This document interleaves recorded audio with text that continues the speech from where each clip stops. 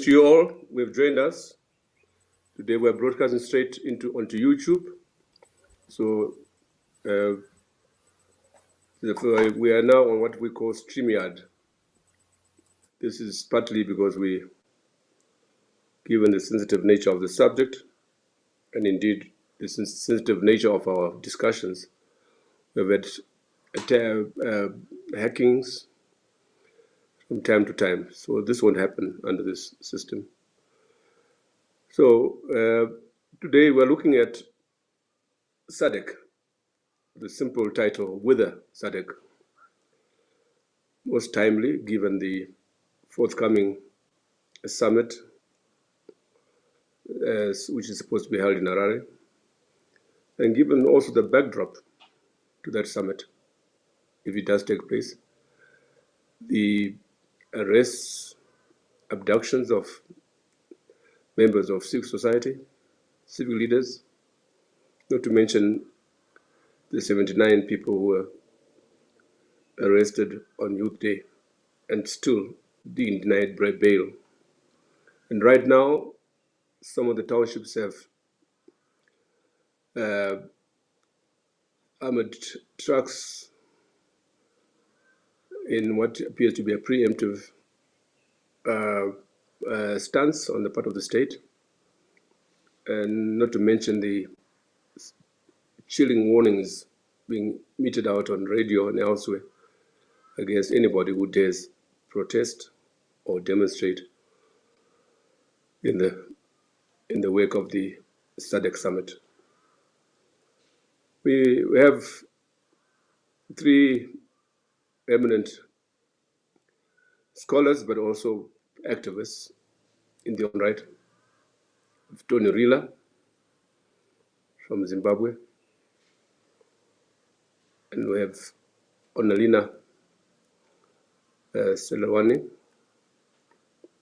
I'm glad to have to introduce as one of my former students, one of my former star students, and she's from Botswana, right where SADC is. And last but not least, Brian Rhetoric from Zimbabwe, but out there in the diaspora, not too far from here. So without much ado, I'll ask Tony to come in and make his presentation. Tony. Thank you, Ibo. And greetings, everybody, from Harare. Very turbulent Harare at the moment. My task is to basically set the scene for the discussion and to talk about SADC. And to do that, I will share my screen if you don't mind. Can I do that? Let me see. Share screen. Can people see that? Not yet.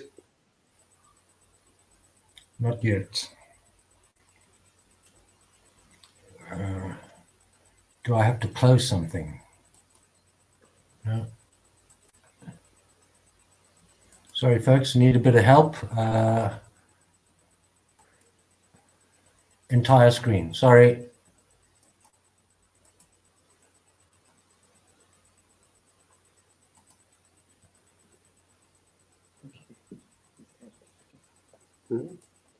Can you see that now? Yes. That's visible. Okay, thank you. Okay, so as I said, my task is to really deal with this topic in the way that I've described it here: rhetoric and reality, compliance with the SADC Treaty. We go back a long way to the creation of SADC, ahead of the liberation of South Africa, all the way back to 1992. And as one understands it, the idea was to create an integrated community built around a treaty, and a treaty that had certain obligations. And those obligations were spelled out very clearly in the original SADC Treaty as amended in 2005 and later on. And they state them in very clear ways. But I want to start with a notion about where we stand in an understanding of SADC from the outside. Here, I'm drawing on the varieties of democracy, VDEM, in their latest report, and how they classify democracy within SADC. And they use a four-part classification: liberal democracy, electoral democracy, electoral autocracy, and closed autocracy. And as you can see, of the SADC countries, only Seychelles is given the moniker of being a liberal democracy. 7 countries are given the notion of electoral democracy, which means that they basically adhere to the notion of free and fair elections, and most of the things that we agree are part of democracy are present in those countries. And then there are countries that they call electoral autocracies. And these are countries in which elections are held. They generally don't meet the criteria of free and fair according to international classifications, but also to SADC classifications, and we'll come back to that in a minute. And that includes Angola, Comoros, DRC, etc., etc. And then finally, eSwatini, which is described as a closed autocracy. So the view of where countries now are viewed internationally within SADC is very mixed. Now, in SADC itself, in the treaty, and we think about these principles of democracy, they lay out in those original principles, Chapter 3, Article 4, the principles by which SADC should operate. And this goes all the way back 30 years and is repeated endlessly in all the subsequent versions of it. Sovereign equality of all member states. And I want to emphasize this notion of sovereign because it's something that bedevils SADC. Solidarity, peace, and security, and importantly, human rights, democracy, and the rule of law. And that's a very important set of principles there because those apply materially, not merely to elections, but they apply to how a country behaves in the interregnum between elections and as a whole. And equity, balance, and mutual benefit. And they're talking very much there about the economic principles behind developing this economic community. And then finally, peaceful settlement of disputes. Now, one of the key things, obviously, about countries within a community that's rule-bound and treaty-bound is that one of the key issues is an election. Because an election, that puts a party into power and gives them legality and legitimacy. Legitimacy defined by the fact that the people agree with the result, and legality, obviously, that it meets all the rules of the game in an election. And to that end, SADC set up a set of principles. The SADC principles of treaty. Let me go back for 1 second. I want to make this point, and that is that in a rule-bound community, the reason rules are there is to ensure compliance with them, to these 5 principles there: sovereignty, solidarity, human rights, etc. And that means when the rules are breached and the principles are breached, there must be consequences. And SADC thought about this. And to that end, in the treaty, in Article 33, they mentioned that dreaded word sanctions may be imposed against any member state that persistently fails without good reason to fulfill obligations or implements policies which undermine the principles and objectives of SADC. Now that applies very, very strongly to elections, because if a government, if a ruling party comes into power, not having fulfilled obligations or having policies that undermine the principles, then sanctions can be applied. Now, in order to ensure this critical thing around elections, SADC developed the SADC principles and guidelines governing democratic elections, first in 2005, and then again in 2015. And I have a distinct memory in 2005 around the elections in Zimbabwe in 2005, when former president of South Africa, Thabo Mbeki, said, there will be consequences if these principles are not adhered to. And those elections were not deemed free and fair by domestic parties and some of the international people.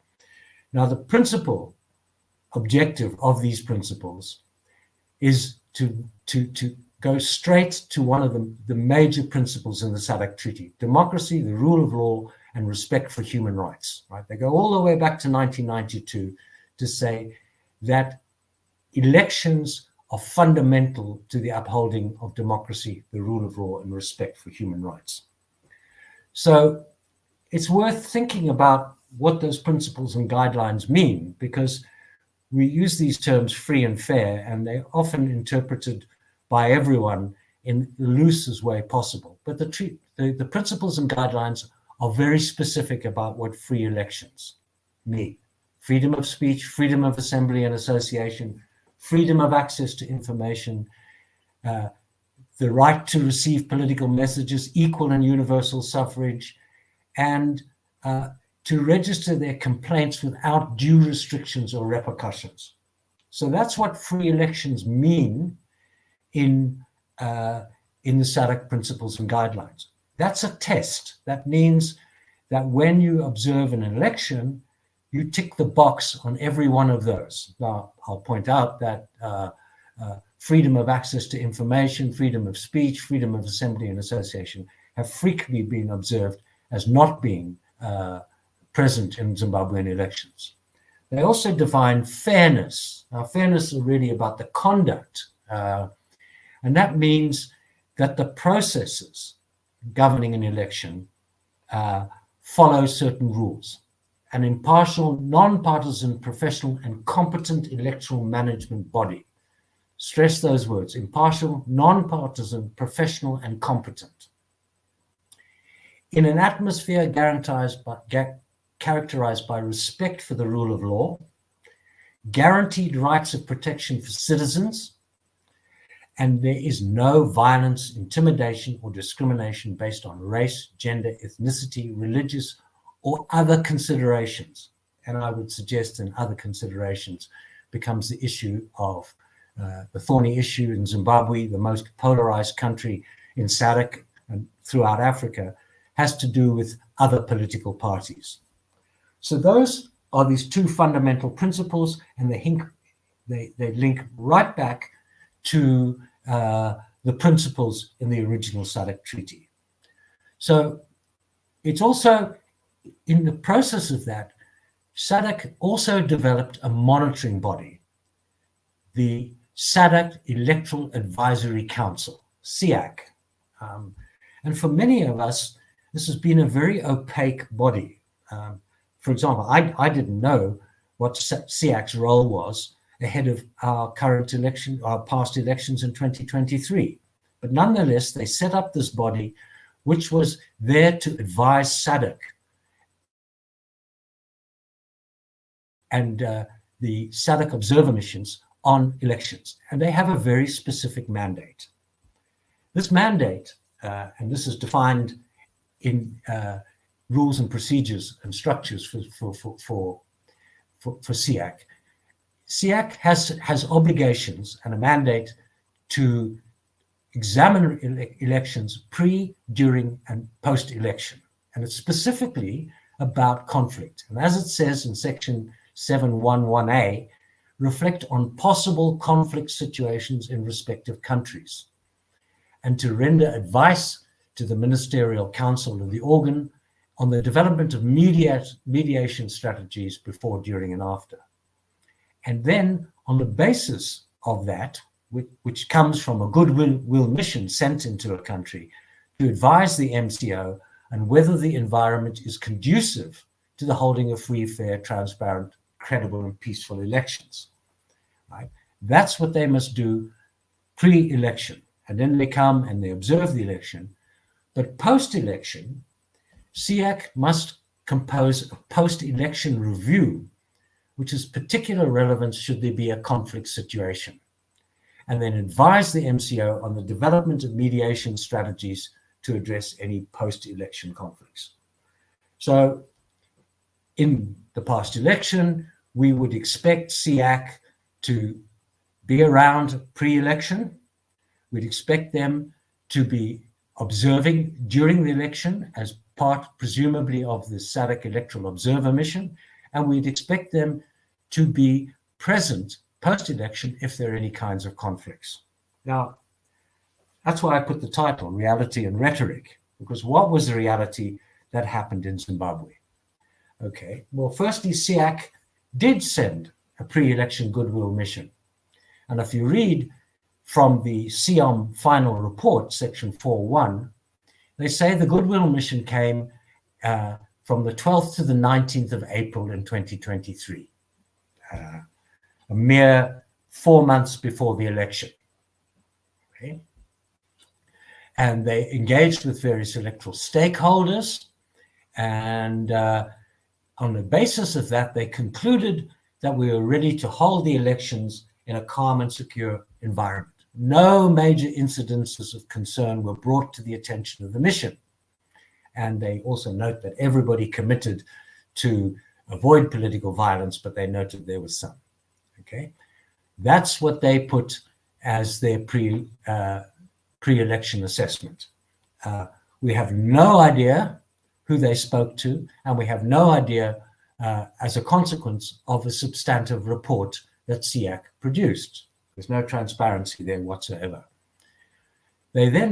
What happened afterwards was that there is no reference to a specific response by SADC, but SADC, in fact, in the post-election phase, they sent the mediation, conflict and preventive diplomacy structure, and they sent the panel of elders, and they were deployed in Zimbabwe to foster peace, political and security stability. And that mission took place in the immediate post-election phase, as far as we understand, because it doesn't say exactly when it happened. And when they came, many of us were caught by surprise to know that the panel of elders had in fact visited. And as I'll show you a little bit later, there was a considerable amount of information about what was in fact going on. Now, if we think about 2023 and SADC and SADC thinking about Zimbabwe, there were material facts ahead of this election. The empirical data shows that Zimbabwe is the most violent SADC country when it comes to elections. This is indisputable. There's piles of data sources that show that. In addition, conflict around elections is that every election since 2000 has been disputed and seriously disputed. And one of them was in fact rejected in 2008, leading to the setup of the inclusive government under the I forget the term for it. In addition, ahead of the time, and it was particularly important because on this platform, on the SAPES policy dialogue, since 2021, publicly, there had been endless reports of violence and intimidation through the by-elections, in the lead-up. All domestic observers were pointing out that there were very serious issues going on. Now, I just want to deconstruct this term violence and intimidation. One of the problems with Zimbabwe is the notion of a non-violent election means that there's a complete absence of physical violence. But because of the violence elections in Zimbabwe, intimidation, threat, and a whole range of other malfeasances is often applied in Zimbabwe. So, and because of the violence, that intimidation has traction. So the idea that intimidation is being reported and that's not serious, in the context of Zimbabwe, it's extremely serious. And in addition, as was documented on the SAPES platform and in many, many meetings held through Zimbabwe, there were huge disputes about the voters' roll, delimitation, the conduct of ZEC, etc., etc. So there was a very serious conflict in evidence between civil society, between opposition political parties, and between the government. So SADC and SADC cannot be aware that there was considerable dispute developing ahead of the election. And in the event, in the final analysis, the human rights reports produced immediately after that election showed that there had been very serious levels of political violence pre-election, and they showed considerable amount of violence and intimidation and displacement immediately after the election as well. So that evidence was available for some kind of action. So, and if you want to examine it, and I want to show you an empirical slide here, don't get too fussed about the numbers, but look at the trend. And look at the trend in comparison to SADC. Now, these are all indicators of whether elections go well. Vote buying, other kinds of voting irregularities, intimidation, other kinds of violence, whether the elections are given a clean bill, whether there's repression of CSOs, whether journalists are harassed, etc., all the way down. Are there political civil liberties? Are there ordinary civil liberties? Are citizens equally protected? Is protection availed to everybody in this very, excuse me, politically partisan?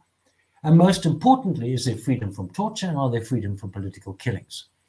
Now, what you can see from 2020 to 23 is that many of these indicators begin to decline in Zimbabwe. You can begin to see on the empirical evidence what the civil society organizations were pointing out to the international and regional community, what was going on.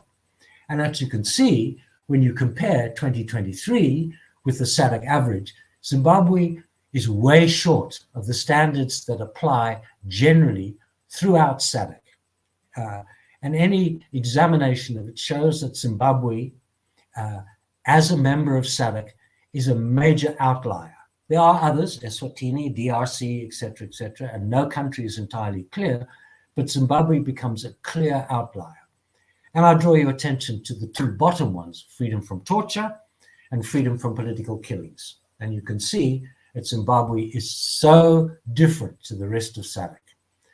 So the point I'm trying to make here is that when you're beginning to scrutinize an election, you are not arriving 4 months before there. You are monitoring the political economy of a country in the interregnum between the last election, not merely whether they adhere to the recommendations made by observer groups, but whether the context actually is supportive of the principles in the SADC treaty.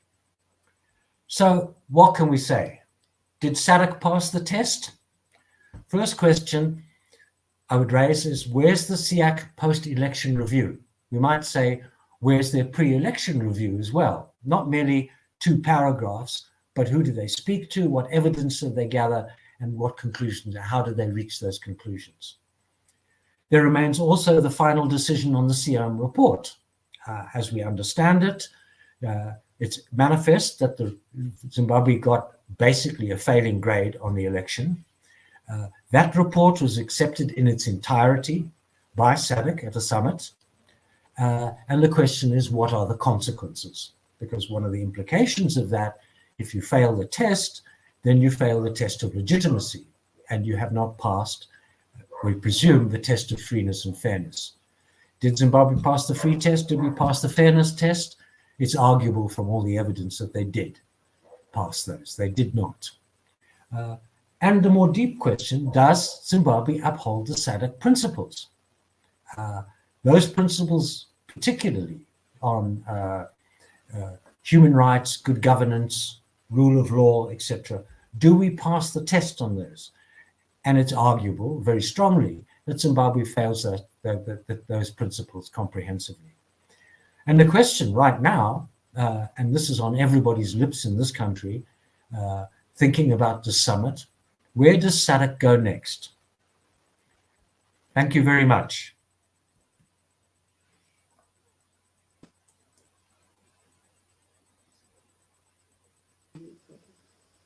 Thank you, Ibo. Thanks very much for this. Just a few questions to follow up. Well, your outline was very comprehensive, and in particular, in showing or illustrating that SADC is going nowhere with respect to the Zimbabwe elections. They remain, it appears they've forgotten about the report, their own report of the observers. We know from reliable sources that there have been discussions in the summit, but no action taken. And doesn't this, Tony, make Article 33 farcical? Oh, what's your comment on that? Yeah, no, I completely agree. I mean, that's why I entitled it Rhetoric and Reality. I mean, there is no point in setting down principles if you have no intention of following them. This is a charade, okay? It's a shadow game. It makes us look like a community. It makes it look like a community that agrees there are rights and responsibilities between countries, and those rights and responsibilities should be enforced. Now, I'm not going to particularly single SADC out. I mean, you know, other communities, I mean, the EU is pretty famous for the difference between the Council of Ministers and the difference between the Parliament, but that's part of the struggle. But what we can see is from 2005, the litmus test for being a legitimate member of SADC under the principles and guidelines is basically honored more in the breach than in the observance. So it was, you know, they rejected an election in 2008, and they were shocked by the violence, but they then negotiated, according to the principle, peaceful resolution of the dispute. That was the global agreement and the inclusive government. That was peaceful resolution of that thing. This time around, it has actually a failing grade, and there's no consequence. Now, the point I'm really trying to make here is that if you're serious about your principles, then you're serious about the monitoring. The monitoring is not when you arrive and you interview 15 people and say, is it terribly bad? And people say, well, it's not as bad as 2008, and that's a passing test. The answer is, what evidence should we be gathering? And that's the reason why I put up that transparency, is because the empirical data on Zimbabwe, but also the empirical data on SADC as a whole, shows that in many countries, there is very, very poor adherence to those 6 principles, those 5 principles. So, in short, what is the nature and content of SADC today? I think it's a game. I think you commented many times that one of the reasons for the setting up of SADC was an agreement between the liberation movements to create a long-term framework between them, a solidarity movement. And that solidarity movement brought all sorts of other people into it. And the question for me is, what was their intent? Was the intent to create a political buffer against the West? And I truly understand that, given the history of colonialism. But where was the intent to create an integrated community? Where was the intent where a Zimbabwean can go to South Africa and take a job that a South African can't do? Or go to Zambia, or a Zambian come to Zimbabwe, to create the kind of community of collegiality and solidarity in reality? And the answer is, in that first principle, that sovereignty is the most important thing in SADC. We protect our own interests against the interests of everyone else. But we have regular meetings and treaties and protocols and all sorts of things that look very good on paper, but almost everybody would agree are worthless. Thanks, Tony. I'll come back to you. Just to tell our participants on this platform that you can send your chats, and we'll attend to them as best as we can as we go on. Let me turn to Annalena. Annalena, are you on board now in terms of Annalena? Oh, great. Welcome. Can you hear me? I hear you very clearly. Screen. Okay. Very great. So Yeah. we can begin. What is the I nature? remember that as Carry on, carry on, carry on.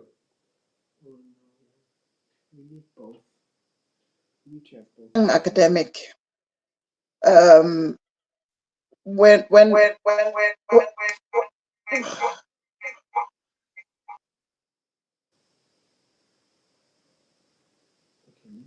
it started off as a frontline organization to fight against settler colonialism.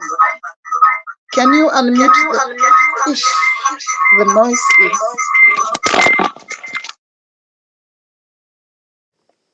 You have technical issues, huh? Can't hear you now. Let's move on to Brian for now.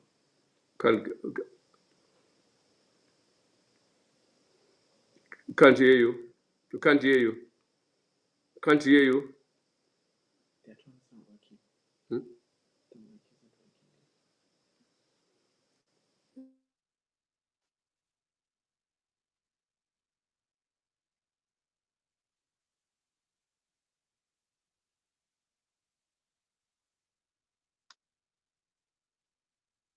you can see me, but you can't hear me. Off? Can you hear me now? Yes, yes, yes. Yeah. My screen. Yeah, I asked a pertinent question at the time. What our leaders thought would happen after the liberation of the settler colonies. That if they had confidence in the process actually happening, that freedom would come. They should be preparing for after the fact, after liberation. I think that we haven't graduated from that mode. SADC is there with nice policies, with a bureaucracy whose interest is to ensure that we continue, they have jobs, with zero commitment to serving the people of SADC, just the leaders of SADC.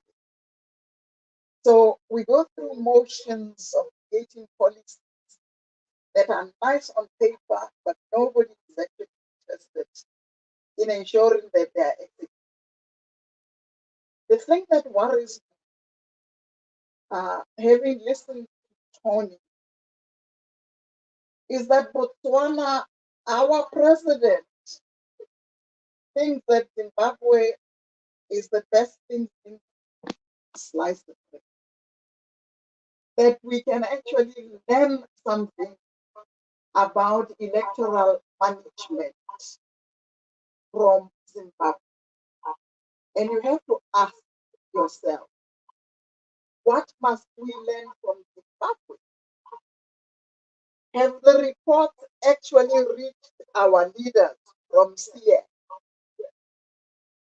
Are there any meaningful reports from CIE? And do civil society reports actually reach the leadership of SADC? Are there any SADC citizens trying to hold the collective to account? Or are we just going to let people get into state power to enrich themselves, to rub each other's back, congratulate one another, and then write reports where they say our strategy was successful?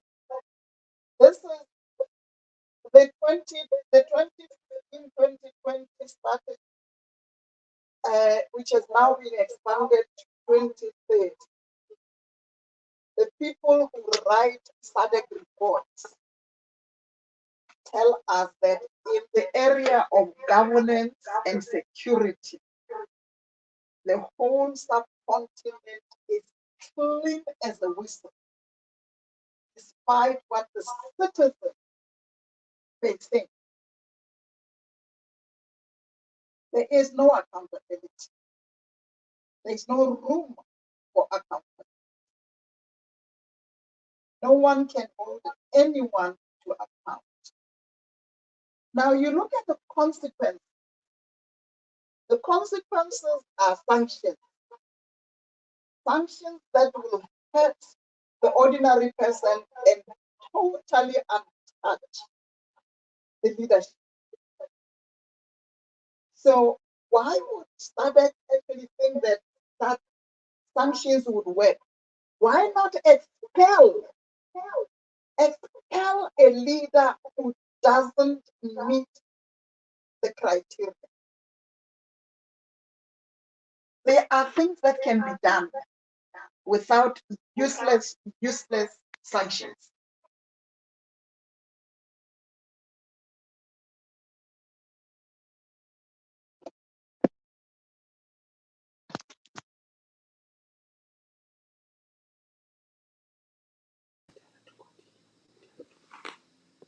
Can you continue?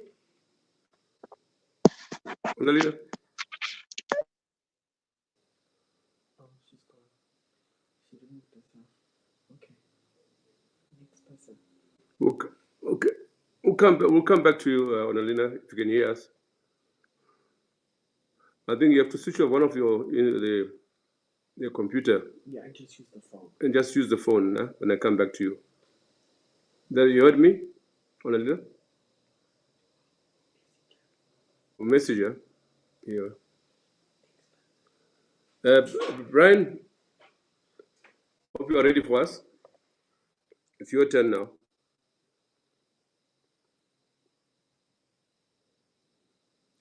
Unmute yourself. Unmute. Thanks. Can you hear me? Here you are, very clearly.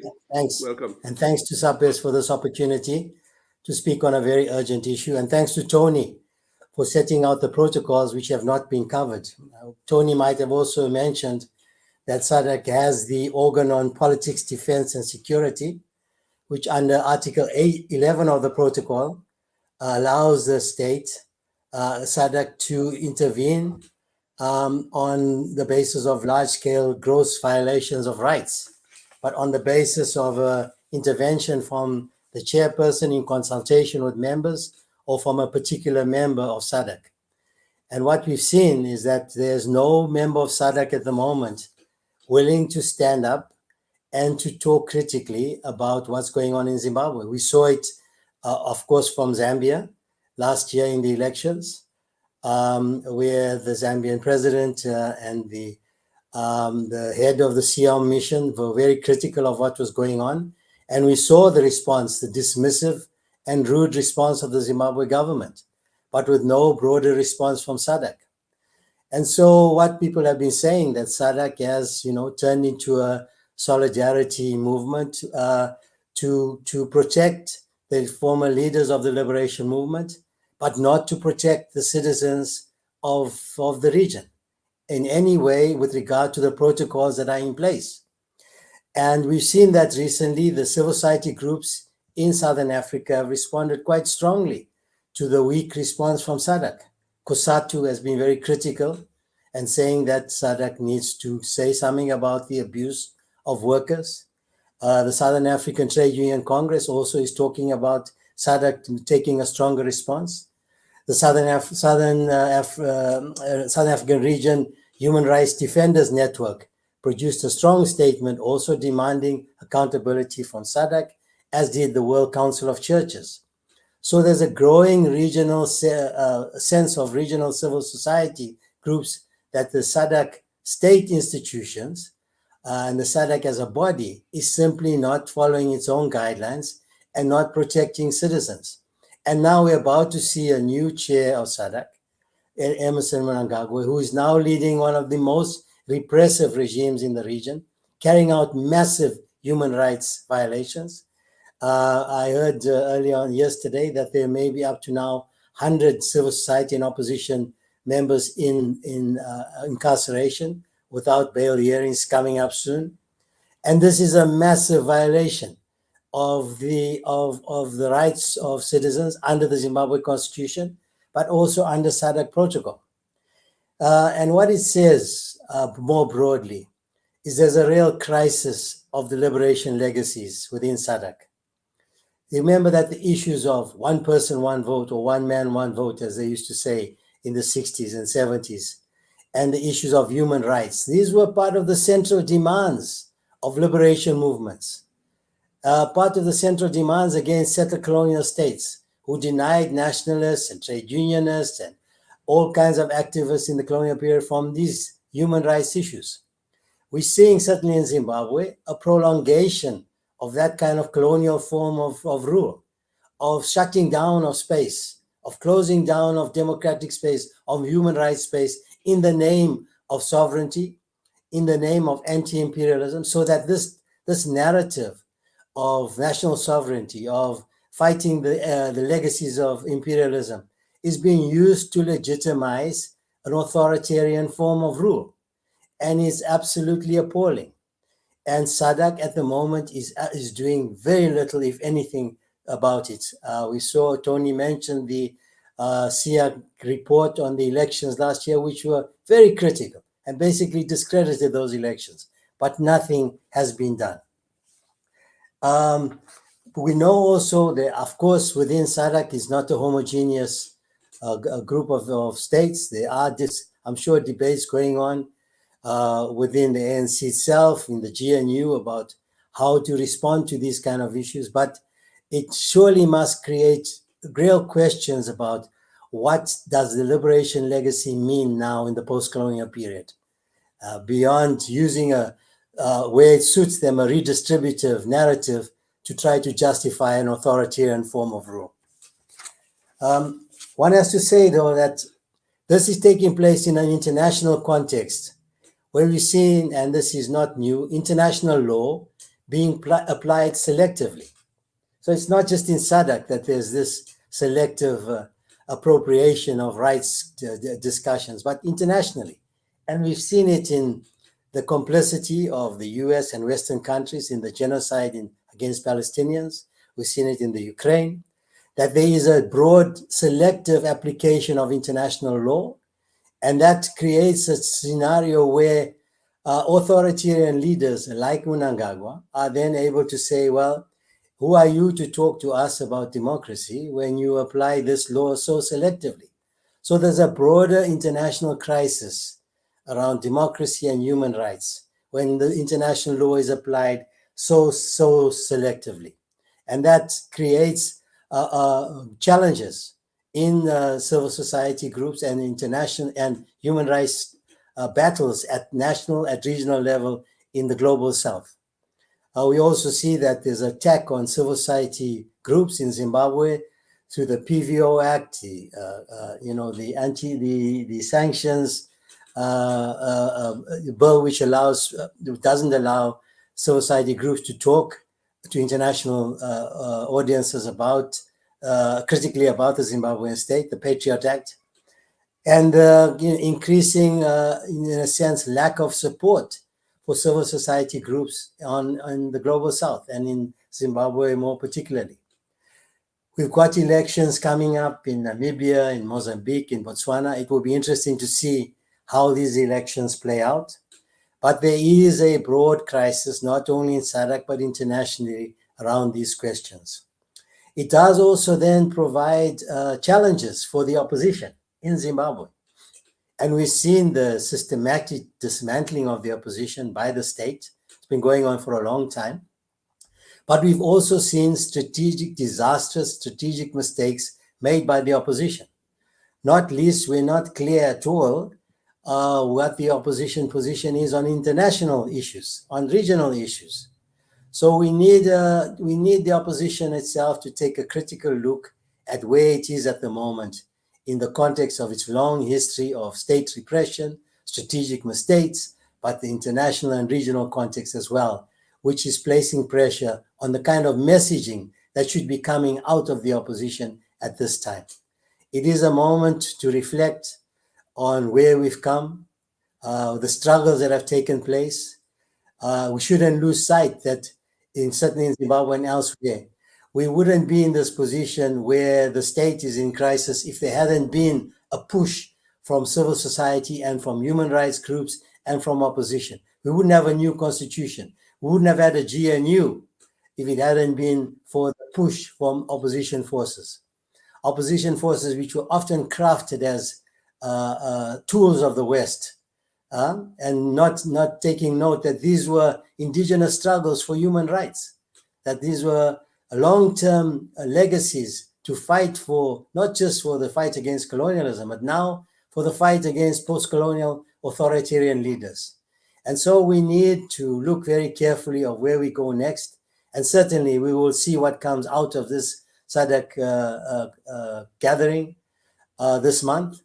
I'm not particularly hopeful that anything strong will come out, especially if this new chair is an authoritarian leader like Mnangagwa, leading a party which has conflated its existence with the state and which feels it has the eternal right to rule. And we have therefore to look very critically at the way forward. Thank you, Ibo. Thanks, Brian. Just a follow-up question. Really, what are we to do about SADC, given its palace state? What should be done? I think you more said, and more we need to build solidarity networks amongst civil society groupings, amongst the population, amongst the citizens. We can't rely on this state institution. We cannot. Well, we've learned historically that these institutions only work when they get pushed from outside, when they get pushed from civil society groups, whether it's at state level or regional level. And more now, many more groups in the region are realizing they have to connect. They have to build the regional solidarity groupings, which brings these state-controlled and state institutions to account for their lack of delivery of basic requirements, not only in the economy, but the legacies of the liberation struggle, which they proclaim at every stage and which are not being delivered. But there's also another dimension to these regional and continental organizations, including AU, where the reliance on the West. I saw an advert conference on SADC conference on I don't remember the subject, but it's being supported by the EU. You have the AU, the whole unit supported by donors in Addis Ababa, and this is another aspect that needs to be examined, I think. But I think we can say the SADC is no longer fit for purpose. I mean, we can say that with confidence, no? I think increasingly that's becoming the case. And it's not that we don't have resources in the region, but those resources are being stolen by corrupt elites.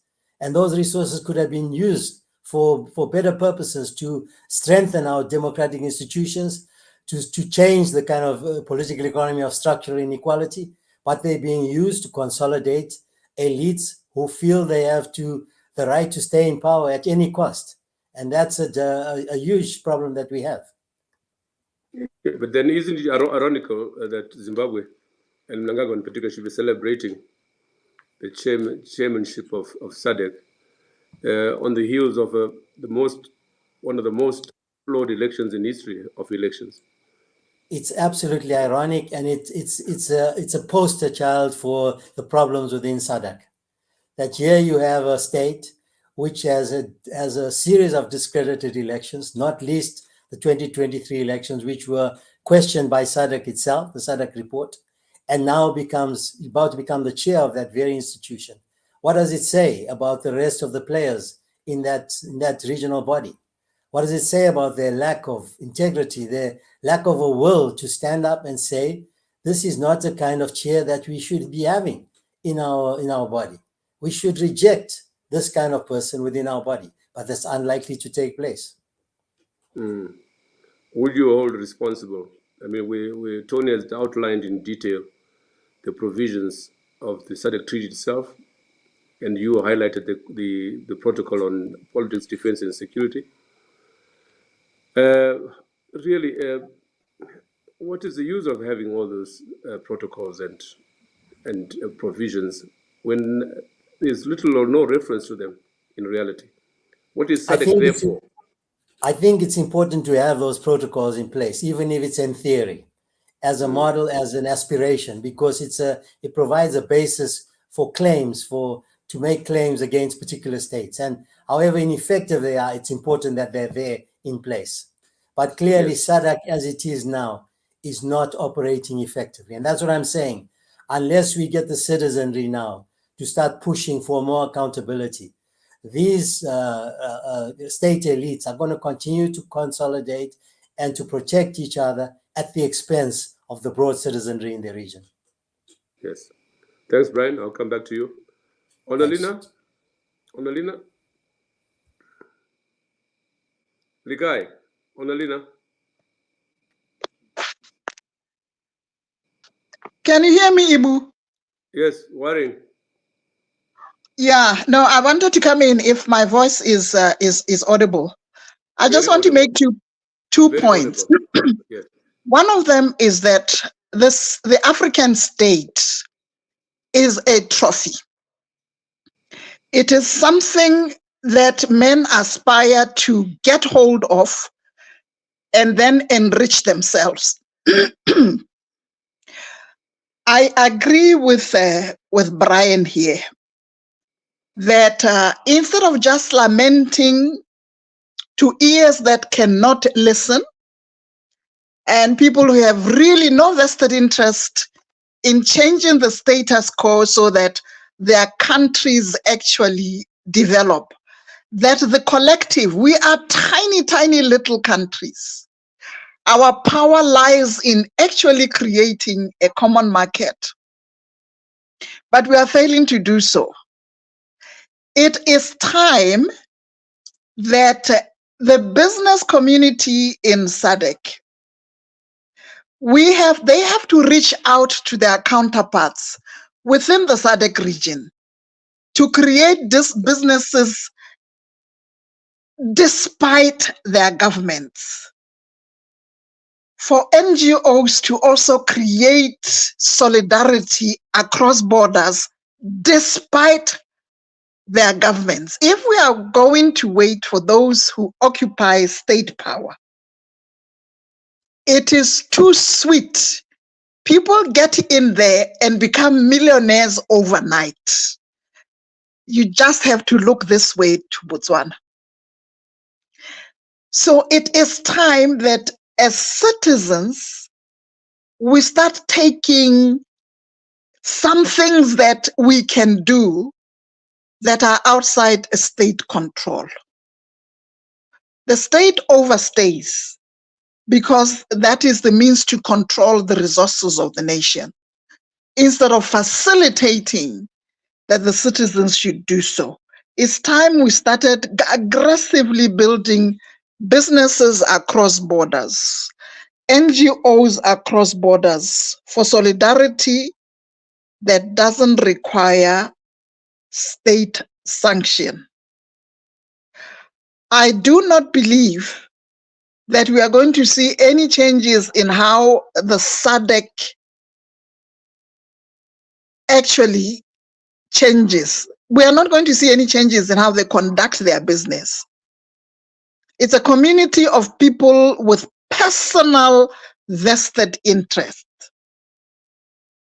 And it is no coincidence that out of the rampant poverty in our region, the most important thing that our leaders can think is security.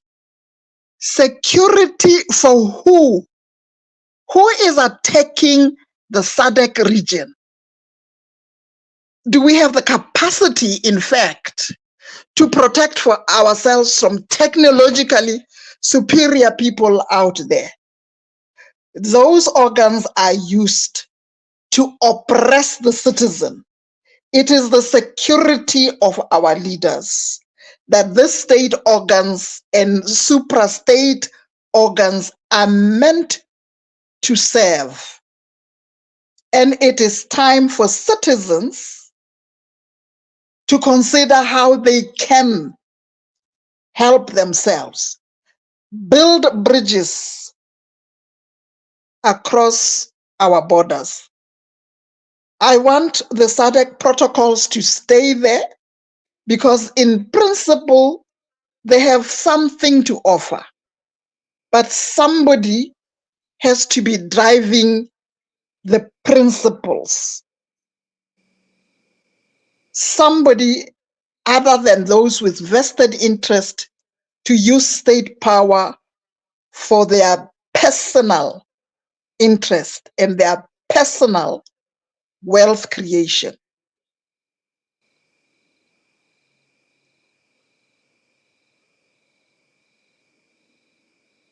Carry on.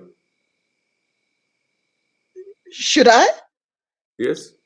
Yeah, well, that's the sum of it, Ibu. We have to start looking at what is viable that is outside state control. The attack on civil society is happening everywhere. It's happening right here in Botswana, where constitution making has been hijacked.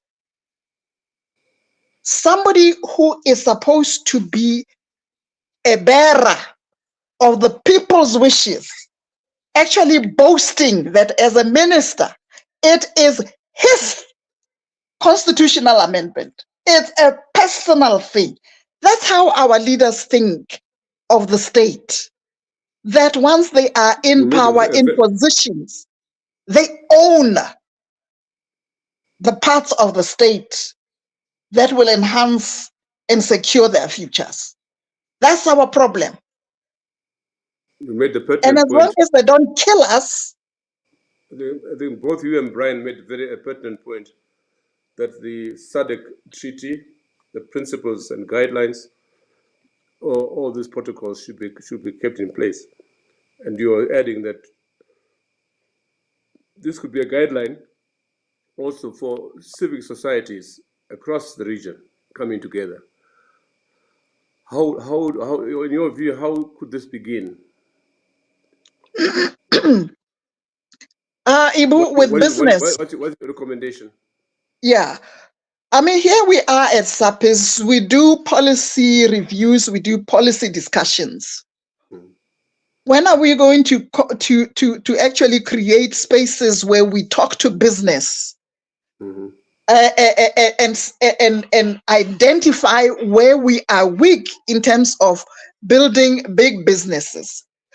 I had an opportunity to talk to the SADC lawyers who were moaning the fact that international companies come and take up their jobs here, that our governments actually prefer to hire those people. But who is stopping the SADC lawyers or the SADC builders or the SADC, whatever trade you look at, what fundamentally is stopping us from creating spaces where we can help one another recognize that we can grow big as a collective, not in our little shambas that we call countries? Botswana may have diamonds. We don't have the power to utilize that because for 40 years, we've just been happy with handouts and did not take full advantage of the technology, the technological know-how, the marketing. Now here we are demanding a bigger share of our diamonds when we haven't even learned the business of how you trade with those diamonds on the international market. We have a SADC protocol with nice words about how, beneficiation within the region. Where is Botswana selling diamonds in the SADC region? Where are Zimbabwean gems being sold in Botswana or South Africa? They are meant for a different market. So it's all talk show, but business, real entrepreneurship is about solving problems, not making problems worse. And as long as the SADC citizens remain poor, they do not provide effective demand. And that is what we have to start building, even within our NGOs, but very, very particularly within our learning institutions. We have to have those dialogues, Ibo. We have to start talking to the business community, our own people.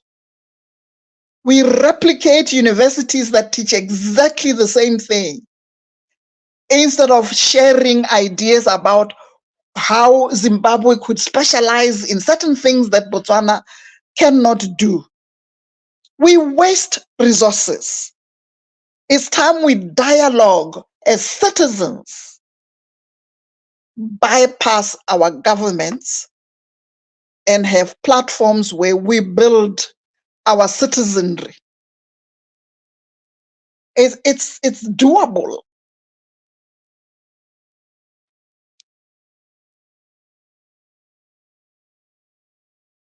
This Pan-Africa, the Graduate University for Policy Studies, could be one way of driving this further, at least making a contribution.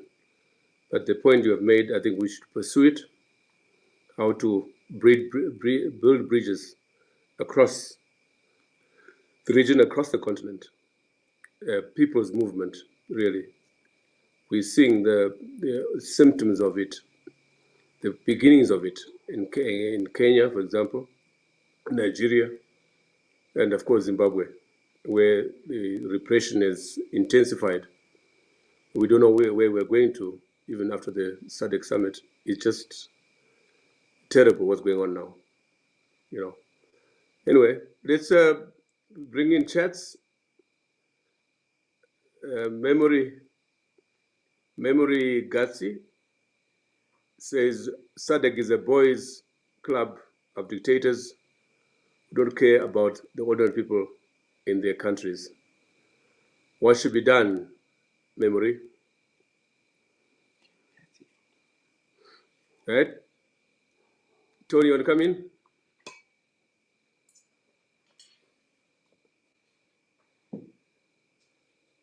Tony. Hello, can you hear me? Yes, can you come in and just reflect on what Brian and Lynn have said? Yeah. It appears that the conclusion is that SADC is no longer fit for purpose. It was I think that's right. Solidarity movement for the liberation of Southern Africa. The frontline states were much more useful in many respects. But with the departure of the giants of the region, Nyerere, Kaunda, and others, we seem to have become immersed in a heap. You know, there's no way we can say that things are working well at the level of the state in the region. It puts up major challenges for us as intellectuals, but also as activists. What is to be done, Tony? Okay, I want to pick up a point that Brian made about the liberation movements and link it to what both Brian and Annalena pointed out about the statutes, if I can call them that, in SADC are useful.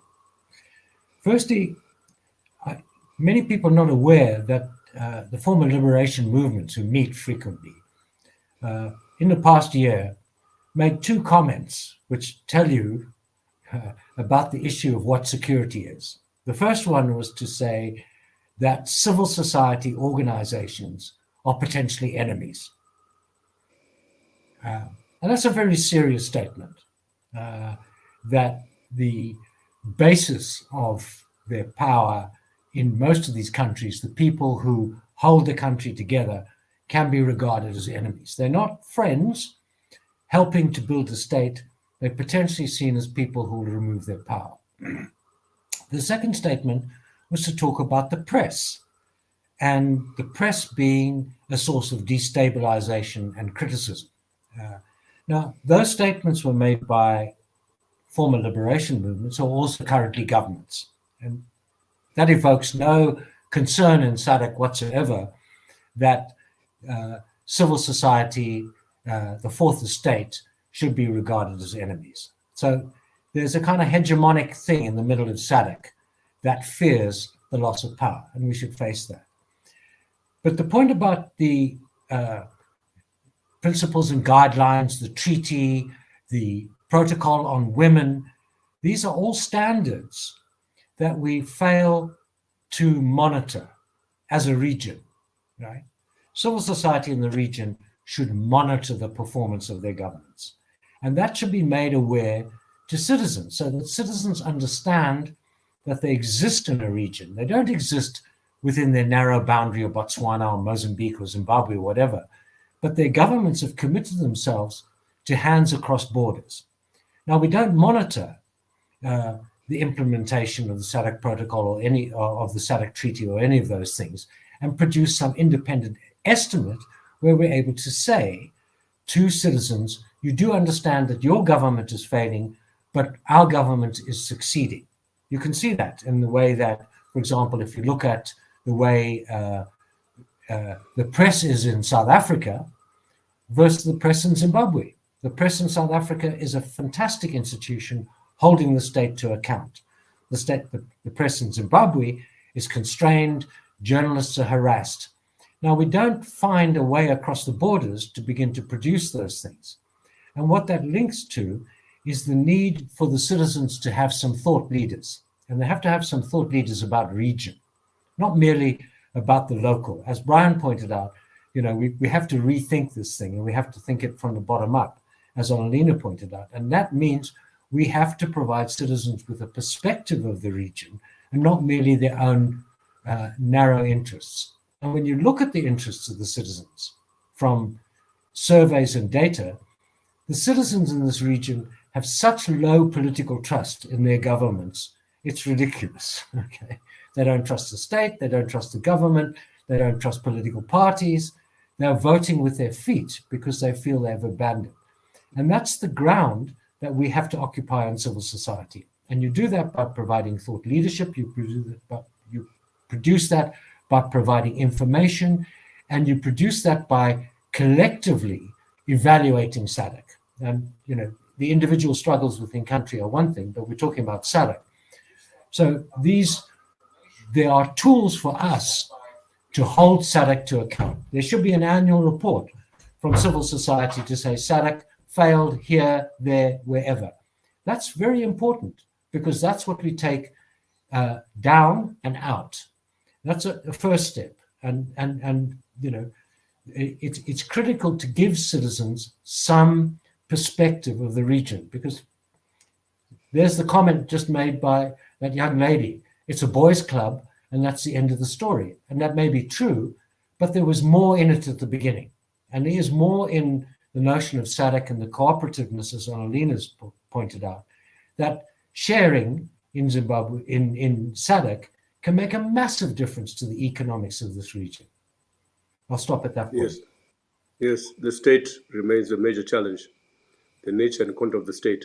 But Brian, taking up Annalena's point about building bridges, turning to Zimbabwe, we have a massive diaspora. Estimates are that there must easily 5 million Zimbabweans in South Africa alone. And thanks to Zoom and this technology, our outreach now is massive out there.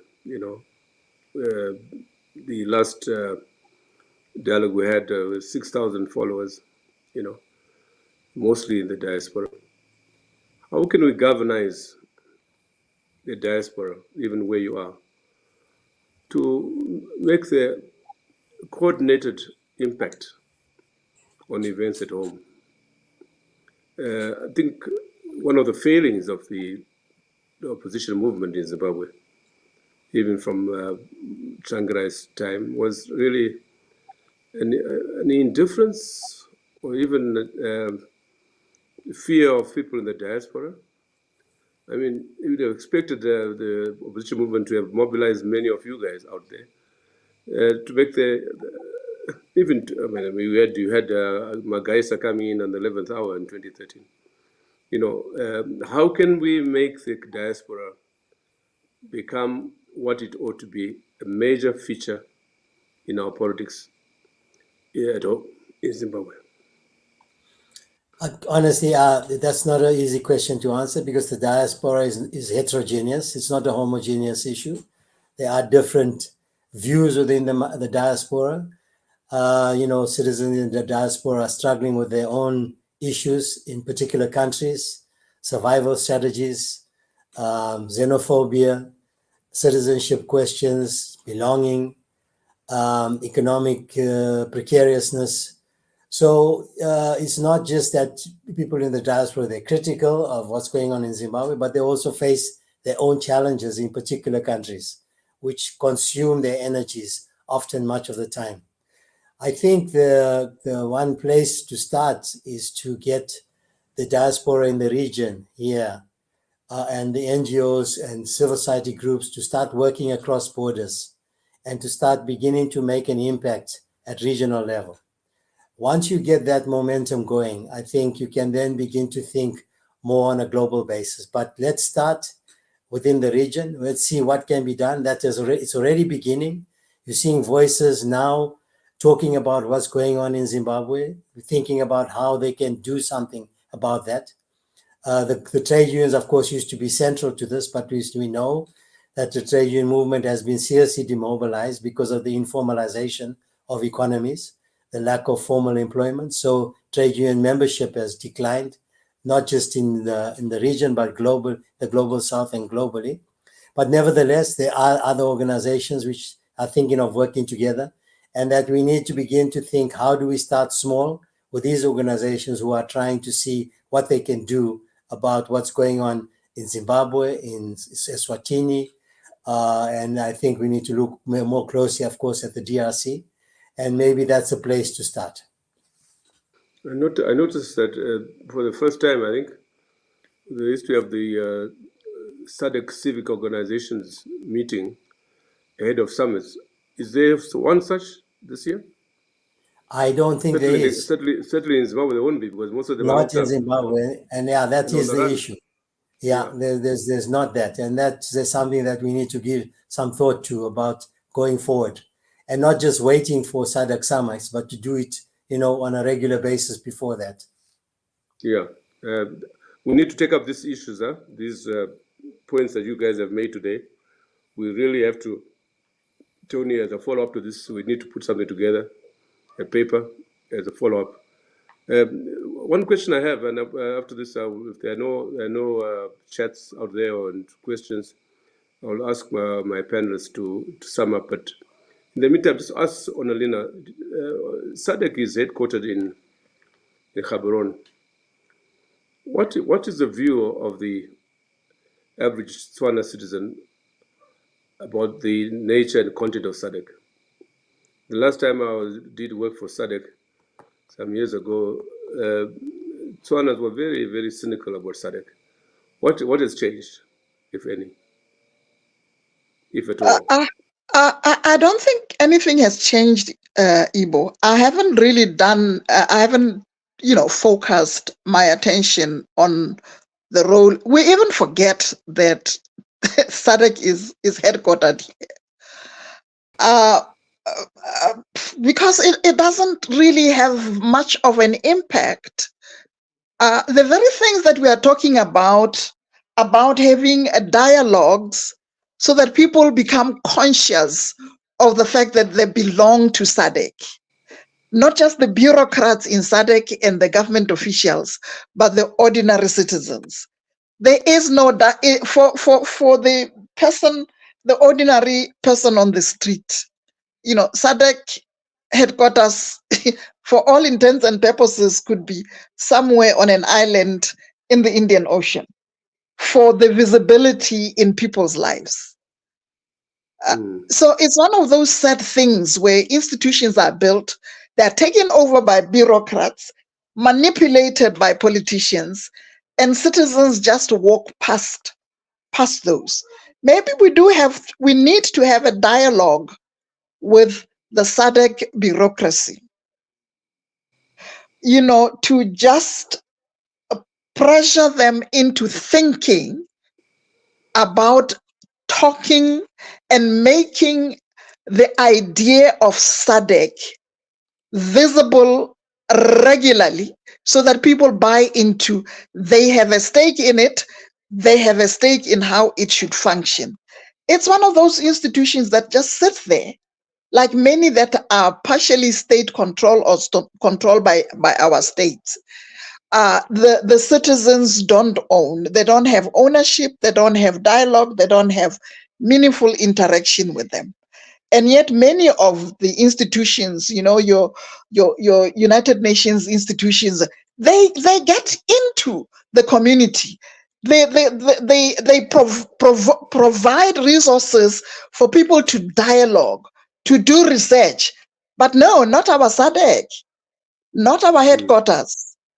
It serves a purpose that is basically to ensure that the governments, the leaders of our subcontinent are just happy getting reports, singing praises about how SADC is doing. I'm reading this SADC RI, the 2020, the 2030 vision, and people, we're supposed to be celebrating that the vision of SADC is actually succeeding. It's actually written here. It's written here. Where are these zombies living? Because they certainly don't live in the world where I breathe to be talking about success. So maybe one of the things we should start doing is actually having dialogues, public dialogues, so that SADC is presented to the people. Those principles need to be known and discussed, and we need to be able to say, but what is it that is being delivered? And quite honestly, to ask ourselves why our leaders put security and state sovereignty as the core of SADC business, but not the eradication of poverty within our region. Not the fact that we ought by now, for God's sake, actually have ease of at least our system infrastructure should be connecting all of SADC, and it isn't. So we had to Dubai to spend hard-earned money there instead of crossing to Mozambique, going to places. It's sad, but we really need to have those reflections. How can we make our institutions serve our people? We have to have that voice. And I think SAPES is well positioned to actually initiate such dialogues. Thanks, Annalena, for that. Just for the record, last year you gave me the contact for the SADC executive secretary. Tried to reach out to him, no response. They won't engage in any discussion. Just send me Ibu. I like knocking at people's doors uninvited and sitting there and telling them exactly what their responsibility should be. Send me, I'll go talk. You go ahead, my dear. Yeah. Go ahead. Knock them. Okay. Brian, your last words for the night? No, Ibu, I don't think I have anything more to add. Just to say that thank you for the discussion. Clearly, we are in a state of real deepening crisis in the region, in Zimbabwe in particular. I know this is an old adage that we've been saying for a long time, that there is a serious political problem in our country and in our region. And I hope that in future discussions, we can think about a practical way forward, particularly around regional solidarity. Thanks, Brian. Thanks very much. Tony? Well, like Brian, I don't have much to say except to particularly agree with Annalena and Brian, and that is that we need to take ownership of this. And basically, that means we have to get it to the citizens. They have to understand that we are part of a treaty-bound organization, and the treaty-bound organization has responsibilities, and we have to overcome the inertia in the citizens, which is based on the fact that they don't believe that anything will ever happen. And that requires exactly what Annalena is talking about. We need the dialogues, and we need to have those dialogues at high level, and we need to be able to find ways to get them down to ordinary people so that they begin to understand that they have rights across borders. That's critical. SADC signed up to these things. They have principles, they have protocols. All of those things give citizens rights and across borders, and they give responsibilities to governments, and we have to hold them to account. And that is a big task for civil society, and it's a big lack in this region that we do not hold them to account in a solidarity manner across the borders. The day I see an annual report by civil society in the region monitoring SADC to say, how well have you done this year, and pointing out who are the failures and who are the successes, I will be very, very pleased indeed. And thank you very much for the invitation. No, we take up your challenge, Tony. And I think all of you have, three of you have made the point. The need to coordinate efforts across the region, build bridges, as Annalena said. So let's start at it at once. I want to thank all those who have joined us this evening, and hope that you keep tuned to us and support this platform as we proceed, and we hope to reflect in the next policy dialogue in a fortnight on the nature of the summit, if it takes place, and another occasion to reflect on the nature and content of SADC. Thank you and goodbye.